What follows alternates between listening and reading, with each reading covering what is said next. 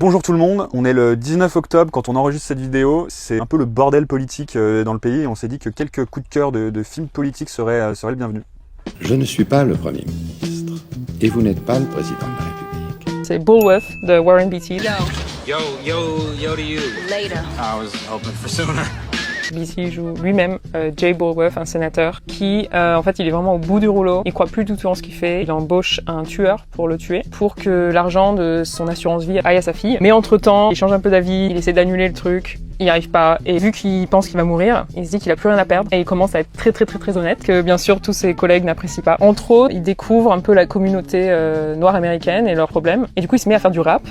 Et il y a une scène extraordinaire, une sorte d'assemblée de sénateurs, et il se met à rapper sur le gouvernement, le communisme, c'est juste incroyable. Un film qui est très critique, mais qui est très drôle aussi, un chef-d'œuvre. Pater, d'Alain Cavalier.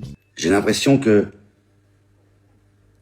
je peux vraiment être Premier ministre. Ça filme à la fois la relation d'Alain Cavalier lui-même, donc cinéaste, avec l'acteur Vincent Lindon, et dans le même temps, la relation du président de la République, incarné par Alain Cavalier, avec son Premier ministre, incarné par Vincent Lindon. Crée un truc hyper particulier pour toi en tant que spectateur, puisque tu passes d'un moment où tu observes l'acteur et son réalisateur discuter dans des moments d'intimité, avec des moments où ces mêmes personnages incarnent un rôle fictionnel, manière d'interroger le discours fictionnel politique. C'est un film qui interroge vraiment la vérité et le mensonge et à travers ça le rapport que nous avons nous aux responsables politiques. C'est un très beau film en même temps qu'un film très complexe sur la politique. Et pour finir, je change un peu de registre. On parlait tout à l'heure de films de campagne électorale en version comédie. Brady will win his 5th term in Congress simply by signing the registration ballot. Donc c'est ces deux-là qui s'affrontent en fait lors d'une campagne électorale et c'est tordant, ça ose plein de trucs, ça tape sur les républicains, sur les démocrates, ça fait pas le tri, c'est hilarant et pour moi c'est une des meilleures